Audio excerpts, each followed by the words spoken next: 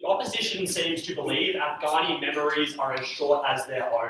In the 1980s, the Soviets had fought for 20 years in Afghanistan to try and achieve the peace that they wanted, and they failed. In 2001, they correctly know, the US came in and fought for years and failed.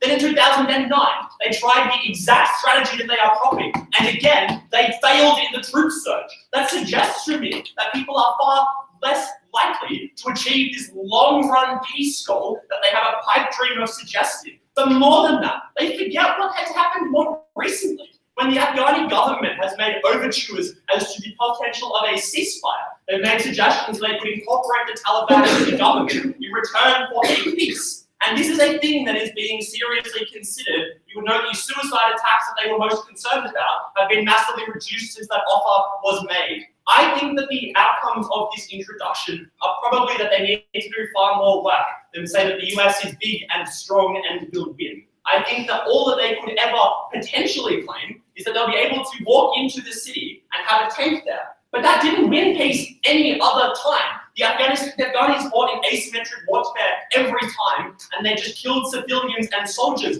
every time, and they won every time. So I think they need to do far more to prove to us they'll be able to achieve anything meaningful there. What do we stand for in this debate?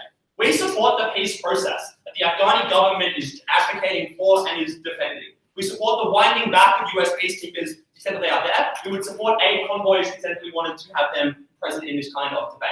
I also want to note here, I think the aid convoys that we're able to stand for is to a large extent exclusive with the rest of their model. Every time that they want to make US soldiers an active fighter in this process, they make the aid convoys that they wanted to stand for far less effective. Because all of a sudden it goes to a universally popular thing of giving people food and medicine, which massively reduces people's abilities to fight against them, into a potential convoy of troops against which they have enormous popular support. Also, the model that they wanted ended up with an idea that the Afghani government would control some troops with a final goal of brokering peace. We're at that stage, Speaker. We are brokering peace. Why would you return to a system of warfare at that kind of point? I think it is an incredibly unrealistic and forgetful affirmative take. 3 issues in the speech. 1, why the invasion is likely to be illegitimate. I want to point out here, the invasion is likely to prevent a peace process that people were able to stand for in ways that were incredibly effective. The Afghani government is negotiating for this peace. This is a thing that is broadly popularly supported for the reasons that they flag. That war is a thing that risks civilian lives. That war is a thing that incurs civilian bombings and hospital bombings. Things that people think are uniquely abhorrent, and therefore are things that people uniquely oppose. More than that, this was a policy that was announced prior to the election. It was a policy they've been running on for years. And all of that can suggest to me that people are able to advocate for that kind of process. The other thought that I would have is, the reasons that they object to the Taliban is largely because they object to fundamentalist Islam. Largely because they object to the ideas that they were able to kind of propagate. The difference that they would treat men and women, for example. But importantly, the Taliban probably isn't the incredibly negative actor that they try and flag them as being, by the very virtue of the fact that they are, in fact, a governmental organization originally. They were previously elected as the government of Afghanistan, and more than that, they need to work to try and ensure that they can engage popular civilian support for the reason that they fight asymmetric warfare. And when you're in that kind of context, you rely on the support of civilians to help disguise and mask you from the invading other forces and the power of the Afghani army, which I would note is not this weak, impotent force they try and characterize them as, but rather have been trained and funded by the United States for years, all of which combines to me to suggest the Taliban probably isn't the horrific body that they would try and characterize them as, and the end product of this kind of election is likely to be a force that is broadly similar. Second question, what would this do to the region and why would it destabilize it? As I flagged in my introduction, the status quo is a peace process which is being widely observed. Suicide bombings are rare, but they used to be common. While I would note that yesterday a bombing had occurred, this was the first time it happens in weeks. The counterfactual at the height of the invasion was that it was occurring on a bi-weekly basis. People were regularly and commonly dying and under massive levels of threat. We have an enormous level of change we've achieved in this kind of process. The second thing to say here is the peace process is a thing that strengthens moderates and people that are opposed to violence in the Taliban. I think it's important to note the Taliban is not homogenous, but rather is different individual warlords who seek different things. Some of them seek things that are more associated with trying to protect their own civilians and ensure services. Some of them are more associated with questions of violence. A peace process is one that strengthens moderates uniquely though, because they're able to access things like seats in governments. Once it has occurred though, Once they're able to have this kind of sit-down discussion, people are more likely to flock to their banners, flock to them as individuals, because they're the ones that are perceived as being likely victims from these kinds of discussions. That's important, because Taliban, the Taliban is not a homogenous body. The more we can draw support towards those people and away from more violent ones, that was one that was really important. The last thing I would flag is this is likely to reduce faith in any future potential ceasefire agreement. Anytime that a ceasefire is conceded, anytime a ceasefire is proposed, people will be afraid that if they start engaging with that interaction, the US will bomb them. And I think that when they have that kind of knowledge, they're much less likely to be willing to engage in those kinds of processes in the future. That means that their long-term goal is likely to be massively undercut by their claims. More than that, I think the US is a specifically horrific actor for this kind of discussions. The first thing I want to note here is that they have failed the first time. So, like, in general, they were unlikely to succeed. Here are 7 reasons why it is worse this time. 1. The US is actively and specifically hated in ways that is likely to incur massive levels of hatred. This is true, 1, because they have committed a large number of prior war crimes. They're seen as being fundamentally anti-Islamic. They've killed people's families in the previous war. And so what that means is support for violence is likely to be radically increased on their side of the house. 2, they're very unlikely to be able to count on moderate support that they were previously able to access. Because importantly, the last time the US was there was not that long ago, and when they were there, they then denied visas and the support that they promised moderates for supporting them. What that implies to me is people are vastly less likely to be willing to cooperate in the ways they wanted to act. You told me that civilians would want to help the United States. My question would be why, when they've just betrayed you, they've just left you in a country to be menaced by the Taliban, would they ever have want to put their faith in them again? 3, the war is likely to be incredibly unpopular in the United States. It is important to note that they think it is generally regretted and opposed in Congress, and so there means it might be a very powerful perception the US has very limited staying power, because they pulled out last time when the Taliban fought this asymmetric war, so they were likely to pull out again the next time, which means the Taliban is likely to be willing to commit to fighting and fighting and fighting in confidence that they will pull out.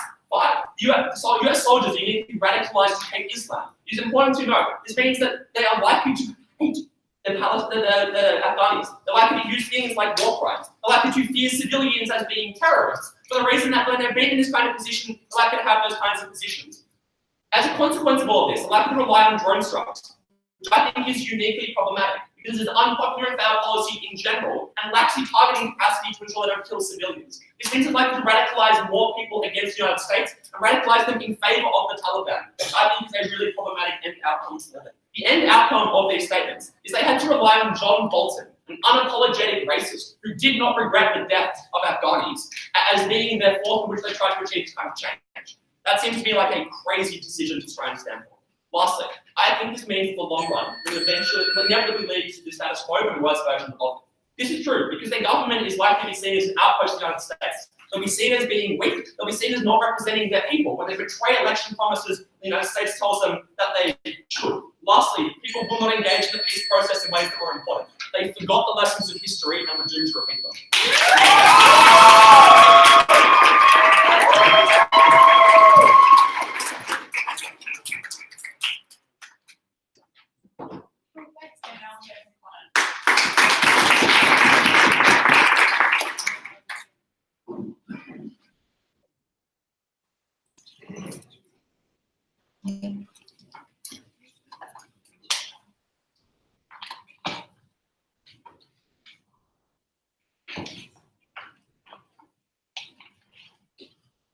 I'm going to spend the first few minutes of this speech explaining why, in the context of what Jacob described as a heterogeneous Talibani force, who's never going to be able to enforce a peace deal or a ceasefire without having military support, that will be debate leading for us, because it will clarify why that resolution can never occur and why you have to have a military intervention to succeed. Jacob tells us the first thing. He says that, well, the Taliban is homogenous, there are a degree of moderates, there are a degree of radicals in that. This is the real outputting analysis of this one. That's why you can't enforce any ceasefires. The reason for that is that there are extremist elements within the Taliban that will never accept any form of government in the first place. There are some moderates that exist in that context, but they're always ones that are likely to engage on both sides of the house because they're the ones that supported US intervention in the first place. They're the ones that are likely to be convinced by military intervention. That's crucial because this is how it works in Syria. In Syria, for example, you have a ceasefire. If one or two parties don't agree to the ceasefire, they have a massive incentive to launch attacks on the other area because other parties aren't actually engaging in the conflict. They can take massive amounts of territory and can solidify their rule. That's actually really important in this debate, because note the motion, lost territories. Note all of the context you gave about the existing military presence, the way in which the Taliban have manipulated the subpar presence of the US to strengthen their homeland territory within this. So at this point in the debate, what we tell you is there will be an enormous incentive that was ever a peace deal is struck for radical forces within the Taliban to launch further attacks on those particular civilian territories, to claim more territory at the point in which those people aren't actually engaging, and put down arms, and that will radicalize even further. Why is that terrible? Because first of all, by the own analysis Jacob gave, that will decimate any further support for a peace deal at the point in which other people won't support it. That's like basic game theory analysis, right? The benefits you can get from defining that peace deal for an individual actor are far more than the enforcement of that particular peace deal. The second component, and the debate-winning analysis for us, is because mistrust is enormous, because these groups are heterogeneous, and because there are so many actors at play, the only thing they're going to respond to is military coercion and force. The reason for that is simple. When the US intervenes, the cost of betraying a peace deal will be far more substantial than the benefit at the point at which they can launch a counterattack. At the point at which you can secure territory, that makes it unpalatable for particular Talibani forces to do that particular act, and they're therefore unlikely to do that. So by their own analysis, I think we should support the act, because as long as this organization is fractured and is not centralized, importantly, acts independently, there are various means within it across borders, across regions. You cannot actually have a ceasefire by any other means other than coercion. That is why you should give this debate to the affirmative team. So, in that context, what else have we told you? They tell us that we are forgetful, that interventions haven't worked in the past, and therefore we ought not do this. We asked a simple question at the beginning of our affirmative speech. There are two things this opposition can support. They can support withdrawing existing troops that are on the ground currently, as including private military corporations, including advisors, including some presence, I think it's 10,000 troops are currently still on the ground. There are presences there. Or they can support maintaining the status quo, where we cannot secure that control, but supposedly have all the harms of military presence they're talking about at the point in which that mistrust exists, at the point in which you're undermining a Talibani sovereignty. So we need a conclusive response from the second negative as to which side they're going to support. Because if you believe that analysis, surely that is the exact reason why you wouldn't support a ceasefire under the status quo. Because people still think they're being supported by the US. You still think they're supporting that level. You still think they're going to try and secure that territory. All the mistrust analysis still stands at the point in which there is some presence of the US in that particular country. You need to take a stance, withdraw all troops, withdraw all support to get your benefits, or you have to double down to ensure that you coerce the worst actors out of that. That's really important. The next thing they tell us was at a very mitigatory point is to say that the Afghanistani military is powerful and that you don't need this. And ignore the extremely nuanced analysis Stu gave you about the way in which the Taliban and Al-Qaeda operate. A sophisticated understanding of the terrain, they hide in many places, they are unable to be targeted by the Afghanistani army. That's important because they're A, on a literal level far weaker than those rebel groups, but B, do not have the capacity to do so without complex US interventions in the first place. That is essential because it doesn't matter, it's a threshold of military power to recapture that territory. It is necessary in order to get this intervention to occur. They don't meet that. The next claim, sorry, it's a bit of an unstructured speech, but I'll run with it. That convoys are less effective under our side because there's distrust. That misses the fundamental point, which is under both sides, a massive incentive for Talibani extremists to attack those convoys at the point at which they want to starve those populations to regain control of that territory and to stabilize a particular government. That's why they bomb hospitals. That's why they bomb the Red Cross. That was crucial. And this is debate analysis too. People are dying. The only people that can secure this territory are the US military. If we secure that territory and all else fails, I've watched the issue of ceasefires at the worst, at the best prove by Fed on our side, but in the short term, you get supplies, you stop refugee flows, you get food to those people, you allow them to build some form of trust in their government. That means that in the future, they're likely to see that government as a supportive actor, they're more likely to engage in the peace process in the future with that government, they're more likely to align with that particular government. That was really, really pivotal for that. So the next thing they tell us is that, they say US is hated and there's no moderate support because of existing previous war crimes. I think the first thing to note is that, and what they miss as well, is their current side is supporting drone strikes. That's the kind of act you engage in when you don't have boots on the ground. So no, and this is why their cases are so uncomparative. They still have a presence, they still have intervention on some level, but it is the worst form. It is the drone strikes. It is the attacks on innocent civilians that are arbitrary because you don't have boots on the ground. You need the people there to build trust with the locals. You need to see interventions, to be able to withdraw from particular actions when you see a starving child on the street. Do they support drone strikes? Do they not? If they support drone strikes, it would be far worse than you have a boots on the ground process that can be discretionary. If they don't support drone strikes, good luck pushing back the Taliban. They're going to decimate these particular territories. And that was the really funny final push we had to this negative team. They're like, yeah, the Taliban isn't that bad. They were elected as a government. Look, at this point, there's two things to note. Firstly, as we told you, this group has historically decimated these populations, engaged in massive amounts of terrorism, destroyed security in those regions, huge mistrust, devastation of lives, devastation of land.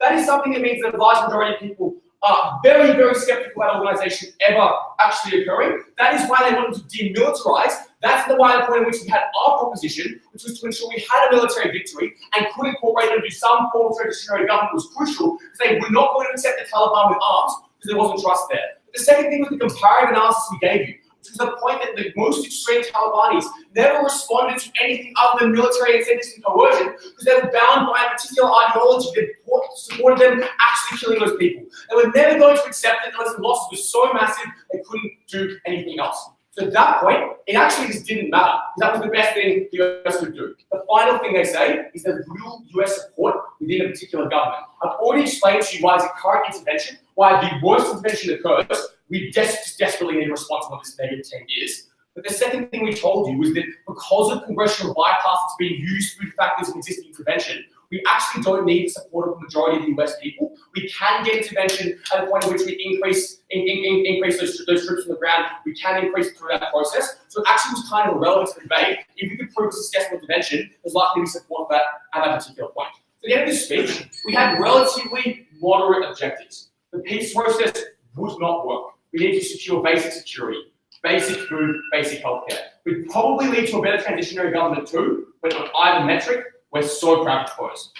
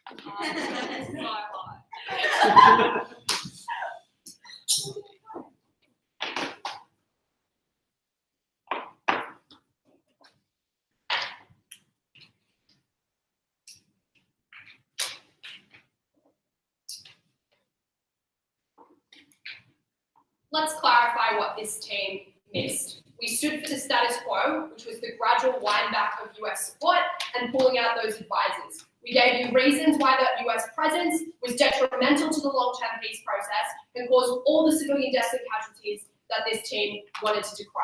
Let's look quickly at this peace process. They tell us that the Taliban is a fragmented group that make an analogy of Syria, which suggests they don't know anything about Afghanistan or Syria. Precisely. The Taliban is a centralized leadership body. This is analysis we give you at First Affirmative that receives no response. Let's note that the Taliban was providing electricity in villages for a very long time. They had concrete economic policy and trade policy for a very long time. They were the elected government of Afghanistan previously. They're not just a random terrorist group of collected individuals. This isn't to say that they are a moral actor analogous to the Australian government, but it is to say that there is a centralized hierarchical system that would suggest that they wouldn't just go rogue and bomb things, which was the extent of the analysis we got from this negative team. The second claim they have is that they'll never observe a peace process the extremists will just rebel. We point you to right now, where they are currently observing a peace process that has gone for a considerable amount of time. I would note, they are observing this peace process because the current deal up for discussion is for seats in government. So that seems to suggest to me that they're probably interested in those things. Now, if you were a random terrorist group, would you be interested in a collaborative peace deal, seats in government scenario, or would you want to continue to bomb things? That makes me think they are the former and not the latter. So their next claim is some game theory thing where you always have incentives to stuff up the peace deal. However, this misses the analysis that Jacob gives you about the presence of moderates in that party, about how they have incentives, for example, to look after their own civilians within their own region, how they have incentives, for example, to stop mass warfare, which threatens them as well because no one is immortal, and they want peace in that region for that reason. So we thought what was likely to happen is that those moderates have incentives to align with the Afghanistan government against the extremists. That breaks their game theory scenario because it means extremists are always on the back foot because they have to fight against a concrete alliance pushing for a thing. That marginalizes those extremists who don't want to be seen as a terrorist group. They want to be seen as a legitimate governmental organization, as someone who is fighting against the legitimate government structure that is aligned with their party. That was absurd to me. So at the end of that, it's pretty clear that the Taliban is going to follow along with this. That's why we got the status quo where this is currently happening. Their claims are that they're spread across Pakistan and will never give up. That is exactly analysis why this intervention will likely be horrific, because Pakistan will never give up, keep arming the Taliban, keep radicalizing people, shuttle forces in through that way. I thought that was a death knell for that team when they wanted to claim that as a win. I think that means that you can keep maintaining support for that Taliban group and that war. That meant that war was always going to be particularly bloody. Whereas we get the comparative where those forces were marginalized, where they had incentives to shut those borders, to fight back against the Pakistani presence, see them as illegitimate branches of the Taliban, as not really part of what that group stood for, and push them out of that country. They didn't give you that alternative. Their last claim and their worst is that no one will trust things. Well, firstly, we don't have to support drone strikes. We support the US pulling out. Secondly, we think that what breaks trust is when you have a ceasefire and then the US goes, I don't believe that, and then they bomb you. I think that would probably break the legitimacy and sovereignty that's going on there as well. But also, we thought that a lot of things that are likely to build trust with the US government, if you want to be seen as a long-term moderating force that isn't present in that way, was providing things like aid convoys and providing things like medicine and food and infrastructure development. And their only response is that, oh, they won't trust them. They won't trust them if there's a tank in the region. When the US is there purely in support of aid, there is no reason to do that. We also don't have to support the US government deploying aid. We're happy for the US to, for example, fund Red Cross to be there. We thought those convoys were particularly good in that way because now the Taliban won't bomb those convoys because that would be the worst PR move ever if you're the one breaking medicine down for people in the region you're trying to win over to fight their war by their own analysis. Because that main claim here was that the Taliban fight asymmetric warfare. You need support of civilians to fight asymmetric warfare. Because, for example, to bomb the reason they do that is they want the US, for example, to bomb a hospital, so they put their headquarters in the hospital where civilians protect them. You need civilian support to trust them to hide you, to get people on board with you, to fight those things like guerrilla warfare. You didn't get that on their side if they were bombing the only influx of food that we were the only team able to provide you. Ludicrous win strategy where they were like, oh, but we'll sneaky provide aid through fighting a war. Obviously, just providing aid is always better. So we thought it was pretty clear.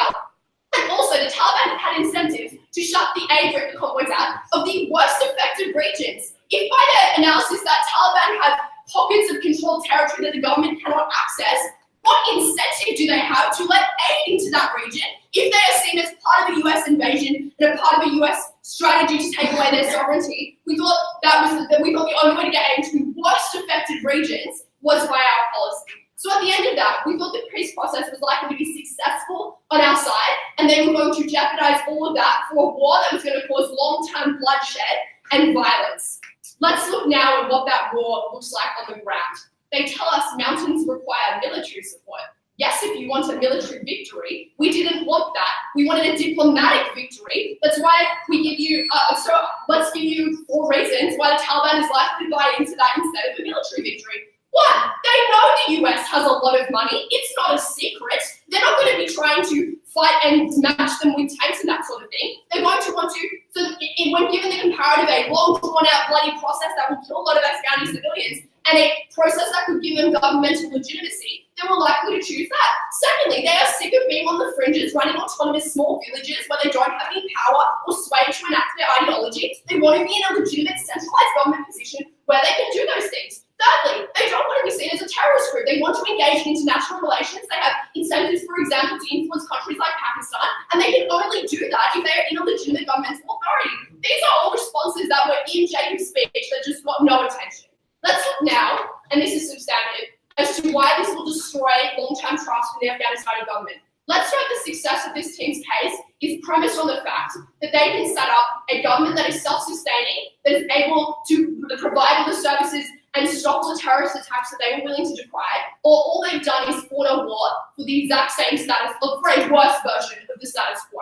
One, the war they are likely to fight is one that is likely to be particularly violent and bloody. We give you reasons in Jacob's speech as to why US soldiers are the worst actors to do this, why they are particularly racist, why they probably, for example, have lost people in the first Afghanistan conflict, because it's been going for 10 years. They probably remember the troop resurgence that this affirmative team forgot. And they probably remember the heartache and grief surrounded by 9/11, the first reason why we went into Afghanistan in the first place. That led to things like war crimes, that led to things like civilian casualties. Not even if you were overtly racist, but if you just perceive Afghanistani people as a threat, you are likely to just shoot civilians, particularly because they engage in asymmetric warfare. Civilians are a threat realistically, so you will just shoot them. That radicalizes people against them, means that people can never trust them as a long-term puppet, because it means that they will always associate their government with US failure, US imperialism, and the death of children and civilians. Speaker, we gave you peace. They gave you a prolonged conflict.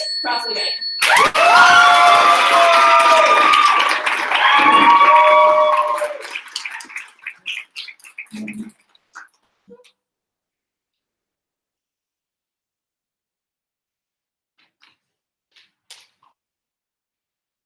And now we'll have the final transcription Robinson from Malaya.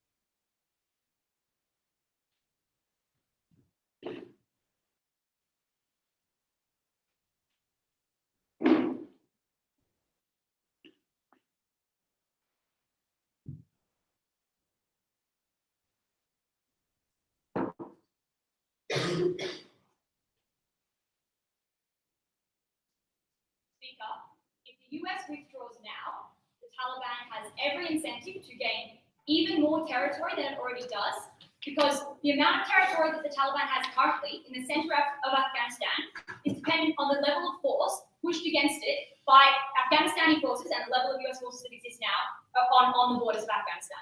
At the point that you reduce the power of those forces, there is every incentive for the Taliban to expand. And that is because all the analysis we got at Georgia about the incentives of the Taliban were absolute crap. Because the Taliban absolutely wants power. It absolutely is going to do everything to get that power.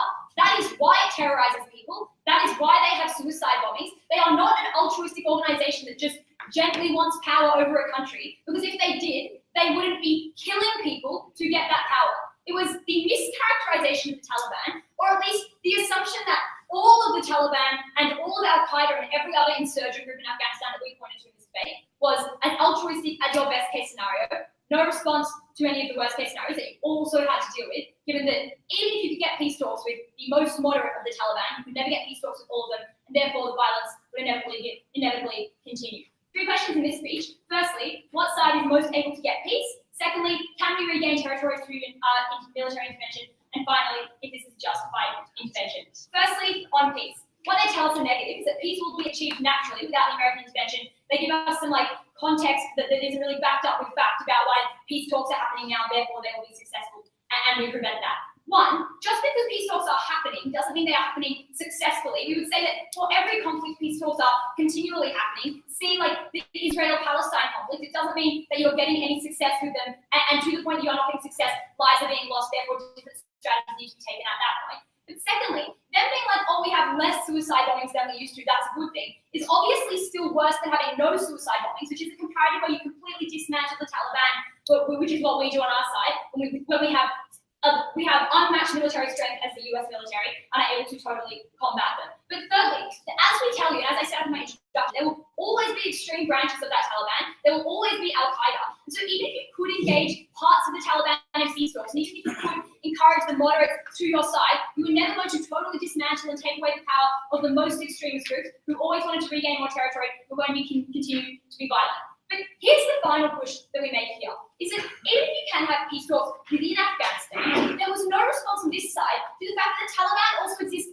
on the borders of Afghanistan in countries like Pakistan, which you obviously have no control over when you're only focusing on Afghanistan internally. At the point that you're not using US forces to protect the borders of those countries, the Pakistani Taliban has every incentive to move in there and seize power, given that they rely on the instability of the Afghanistani government and the region. The final push they make here at second is that moderates will align with the government against extremists naturally. Three things. One, that means nothing when you've got no power. So just aligning in principle with the government doesn't mean that you suddenly are able to overcome the Taliban given the disproportionate amount of military strength that they have, as we set up here at Stu and Connor.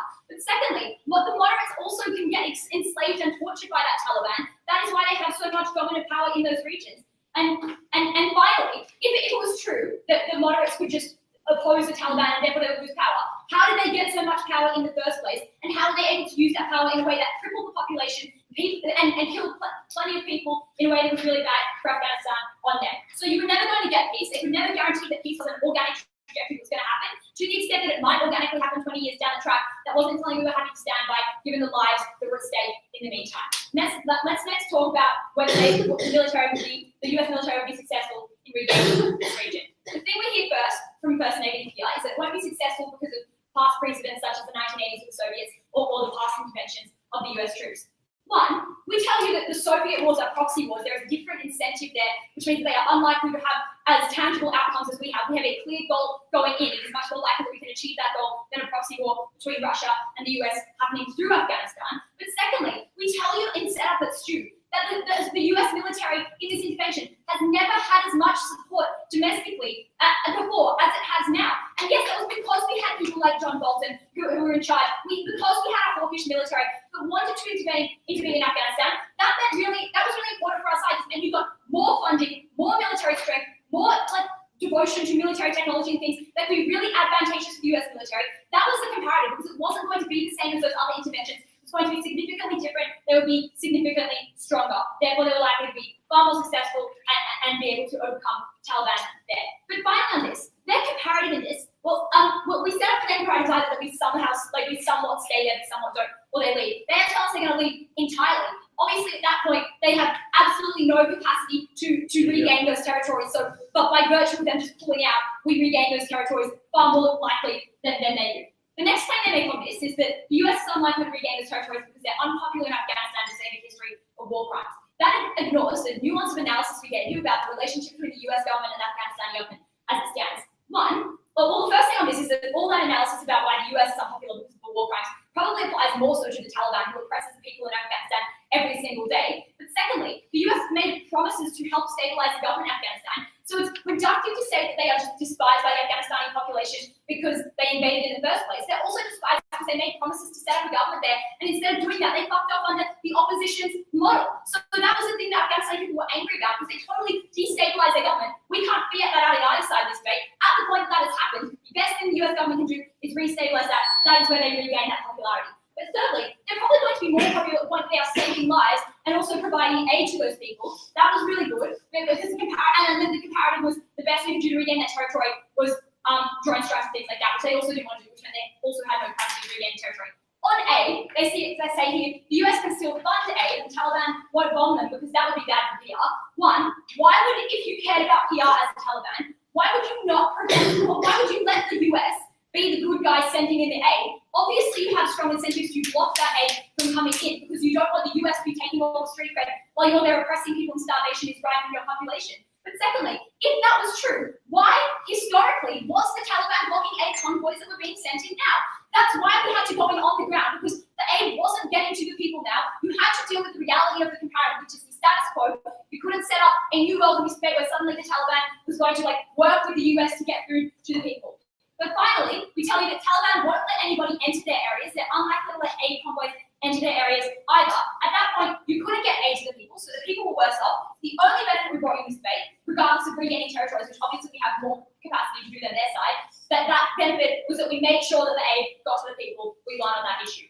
Finally, let's look at if this is justified. First thing they tell us here is that the Taliban isn't that bad. I think that we can assume in this debate they are. They do things like bomb hospitals from the Red Cross. They block aid convoys all the time. That's why we need to go in on the ground. They say, oh, but the Taliban provides electricity. Yeah, so does ISIS. They also enslave women, torture people, and block aid convoys. You have to be comparative. The US can also provide electricity. They can also just make sure less people die. And you had to accept that even if the Taliban was as great as you say, as I said in my introduction, you have to deal with groups like Al-Qaeda, which are also right in those areas. No response on how you quash those terrorist groups that are gaining strength. They say finally this, oh, but more lives have been lost by a war. There is no analysis there of the short term versus long term. Obviously, if we are able to, in the short term, stop the Taliban from having power in the first place, it is unable to use that power long term to put more people's lives in misery or make more people lose their lives. At that point, that was good. But also, we had better access to their HQs and stuff. We could target them when we had boots on the ground. The only way to do that was to invade Afghanistan and finish what we started. So proud of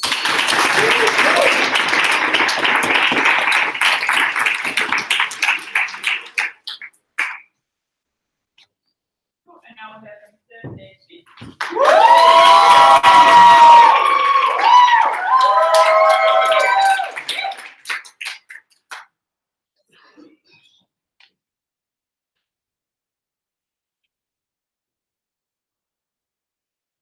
The primary consequence of any instance of warfare is a massive and immediate loss of life amongst civilian populations. And this is particularly true in the context in which, as we articulate to you, this is, firstly, a population that is largely hostile to forces organized by or supported by the United States. And secondly, a Taliban that is willing to use strategies of asymmetric warfare like hiding amongst civilian populations. So, the burden that the opposition needs to bear in this debate is the large, wide-scale loss of many innocent Afghanistani civilians. And in that context, the trade-off in this debate is between that guaranteed, unrebutted harm against the very speculative, both in potential outcome and in potential endgame strategy for the opposition. In that context, I will ask three questions. The first is, will this invasion work? The second is, will the peace talks be at all successful? And the third is Afghanistan at the moment sufficiently bad to justify that guaranteed loss of life? Noticing that all of those questions have bearing here. We don't need to show that the invasion certainly won't work, just that it's sufficiently improbable to not be worth the large loss of life the opposition has in the bag. So firstly, will this work? It is important also to understand that the opposition has profoundly misunderstood the burden of demonstrating success in this debate. The burden is not to say that you can clear the Taliban out of the regional areas that they're in. They need a system of overwhelming dominance in which they can guarantee that the thing, because that is what happened before, as we explained to you. In 2009, there was a troop surge that did eradicate the Taliban from these areas, and for the reason that the opposition explained, which is that they have extensive outposts at a porous border with Pakistan, they came back almost immediately. Which means the opposition either would need to support an indefinite, widespread presence of a massively unpopular United States force, or they would need to support having an invasion that is so overwhelmingly successful that they are able to guarantee that the Taliban is able to become resurgent. Importantly, that first one of indefinite American support is implausible because of the political material in this debate. For instance, Connor says we can defy politics. We know it's unpopular. We've got John Bolton in the White House. I reckon if you add to Trump's unpopularity with a wide-scale, on-the-ground invasion of Afghanistan, plausibly the most triggering outcome for the American population of all time, you don't have a bigger window than 4 years, which means their guarantee of wiping them out of the area is insufficient in this debate. Mind you, their arguments here as to why the invasion will be successful are astonishingly masked in a way I don't think makes sense. Like, the people are just like, US is really strong. Well, of course they are, but that is not the question of this debate. The question is, are they able to use that strength in order to contain or create a long-lasting case? And the answer to that is no, because the response to American military strength, particularly in the context that we give you in Jacob's speech, which is that most American soldiers are inherently distrustful of Afghanistan, deeply racist, and do not consider their lives valuable, is that every single time you use that asymmetric military capacity, you create the circumstances in which violence is more likely to be used in a way that feeds into that unpopularity. The second thing we hear is that Afghanistan wants it. No, the hopelessly corrupt Afghanistani government wants it, who are very unpopular because they are widely perceived as kowtowing far too much to the West. The problem is, their policy means that government needs to retain its popular support and function after the invasion and after America has pulled out, which means you needed to consider both of those things. Can this gain democratic support and is the government supported? They have not demonstrated that. We also thought, we thought realistically though, the opposition did not respond to any of our analysis about why this was likely to be unpopular or unsuccessful. We explained, and critically, that is also because an invasion against a force using asymmetric warfare strategies requires compliance from the population. You need to know who the spies are. You need to know who is cooperating. You need to know who's giving away your location. You need to know where the caves in the mountains are. And when the United States shamefully 6 years ago refused to give one visa to any interpreters provided by the government that led to them being hung up by their feet on the streets, that created the circumstance in which they couldn't do it. And that's why Ellie's response here is rubbish. The idea, we didn't fulfill our promises, we'll do it 6 years later. They're already dead, guys. You can't guarantee that anymore. The US has shown itself to be unreliable in this circumstance. And what that means is that the opposition has not met their burden in this debate. The invasion will be successful. You will kill an awful lot of members of the Taliban. You will also kill an awful lot of civilians. But when you have to leave, their case presupposes that you inevitably will. And as you inevitably will, because so many people will never give up fighting the United States in this area. It's so galvanizing to domestic populations, as we explained to you. Then things revert right back to where they were, except, of course, you've got a way better strategy for keeping the Taliban in indefinitely because they're so unpopular. Can peace talks work? Connor uses probably the best material in this debate, although I would not be so arrogant as to say it was debatable. The game theory analysis here is just that, because it is a decentralized organization, they have the most incentives to operate against each other. That premise is incorrect. It is not as decentralized as the rebellion in Syria. We give you lots of good examples as to why that is not true. For instance, there was previously a unified government and a political party, or the fact that they were able to unite and mobilize against the United States, or about the fact that they have a common degree of ideology. But also, the strategy they articulate does not make any sense. Either the game theory operates that one Taliban organization, like one warlord, attacks another, which would be incredibly unpopular amongst their own troops in ways they are unlikely to engage with, because there is no ideological vigor to it. Or one person breaks from the ceasefire and then attacks Afghanistan, sort of like the rest of it. And if they were to do that, obviously they could respond with overwhelming support, because the problem is that Afghanistan cannot beat all of the Taliban warlords, but Afghanistan probably could beat the one or two that would be willing to break the ceasefire. So that debate-winning analysis, I mean, if that's their benchmark, then sorry, guys. The next thing we hear also is that they get Rocky's analysis wrong about the strengthening of moderates, because we claim that you increase the population of moderates because you show that the process of moderation is one that can be engaged with and can get you tangible rewards, like an office in Kabul, like seats in Parliament. The opposition's response here is these people are afraid of being enslaved and tortured. That is always a fear for people that are moderates in these communities. The way in which you strengthen against that is you strengthen their numbers so that you know that there will be a great risk of reprisal if that doesn't happen. And his other response is that alignment with these people doesn't guarantee any power, and that is actually an incoherent statement in an organisation that is largely based on military power. Increasing the number of troops you have access to is the strongest way in which you're able to guarantee your power relative to other warlords. Stu says that the trust is broken, so we need to use a military strategy. The peace process can't work. And that is, okay, peace has been broken with the United States, and that is why they are not a useful constructive broker in this setting. But it's been 6 years. We've seen a largely successful ceasefire for an extended period of time. The Taliban is seriously considering, in a context in which previously they explicitly refused to engage with any instances of peace talks. Yes, it's no guarantee, but your strategy is very risky as well, and we think that this might be able to be successful. I finally want to talk. The other thing Ellie says is that the Taliban wants to expand its power. That is true, but there are two strategies they can take.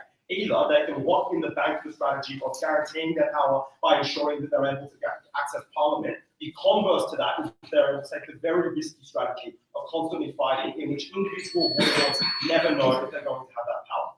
Finally, very briefly, the opposition says there's an incentive to destroy aid convoys because you don't want the US to get credit for them, but that's only in a context in which you're in conflict with the United States and you need a propaganda victory against them, because they're the people who are fighting against. When you pull out, you're able to have all of those aid conflicts. This opposition knows a lot of facts. We knew just enough.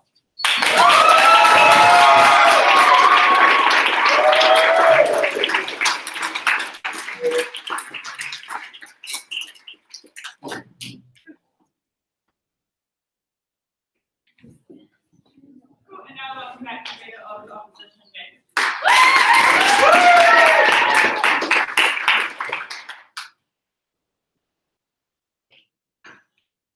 I think they made a mistake at second speaker when they actually said what their winning strategy was.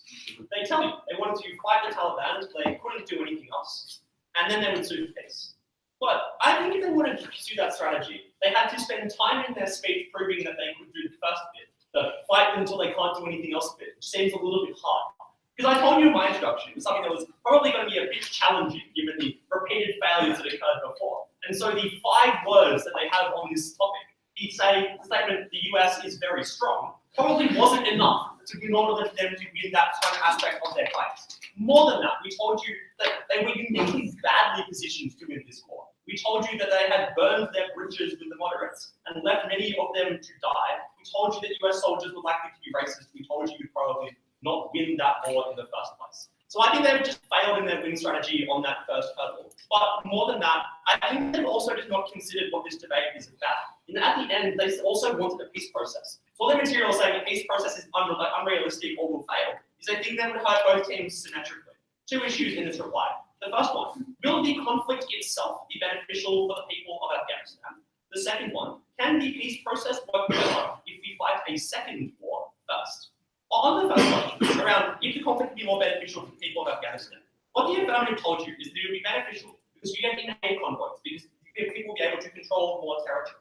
But we told you that when you send aid convoys at the same time as you're sending convoys of US troops, it is very challenging for the Taliban to determine which ones are which, and therefore they're likely to view those convoys as being threats. Beach tells you those convoys are also intrinsically threats because they were actively fighting a war against the United States. And so in the battle for hearts and minds, it was an actual military battle the Taliban were fighting. The outcomes then was they were likely to try and bomb them in the world where we had invaded. When we hadn't though, the affirmative material, how the Taliban relied on asymmetric warfare, relied on the ability for people to be able to hide and people to be able to mask themselves, but things that all indicated they probably wouldn't be willing to bomb those materials. As I told you in my speech, because if they are doing those things, they probably didn't have the popular support they relied on in order to make that warfare more effective. The affirmative also tell you here that the Taliban is likely to fight asymmetric warfare with suicide bombs and attacks on hospitals. I think that the end outcome of that statement is that they have probably lost this debate because a huge amount of their material is saying that the aid convoys will be good. But the reason that they would need the aid convoys is because the Taliban kept blowing up the hospitals. And so they've created the problem, and so having mitigated the problem is not a win for them, but rather seems like a loss. More than that, we told you the Taliban was likely to fight this conflict in a particularly bloody way.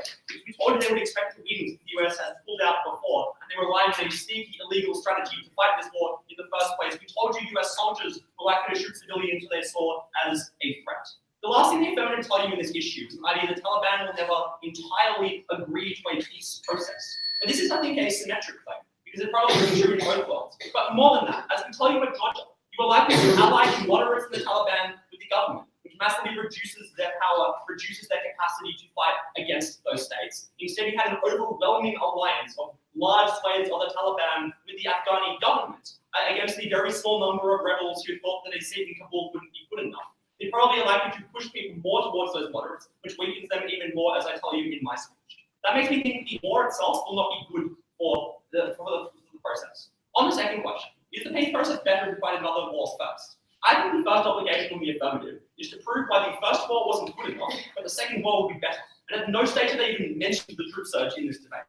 What the affirmative tried to tell you is that they would get losses so massive that they literally couldn't do anything else. But we told you that asymmetric warfare meant that was unlikely. And that I told you in my speech, the reason previous strategies failed is because you radicalized more people towards them, you created more hatred of the United States, you created a self-fulfilling prophecy. More than that, what we told you though, is that you could never get a peace process the second time. People wouldn't trust the peace process when it was previously used as a strategy for the US to invade. People wouldn't buy in. Their peace process didn't work. They just started a war where more people would die and we would regret that.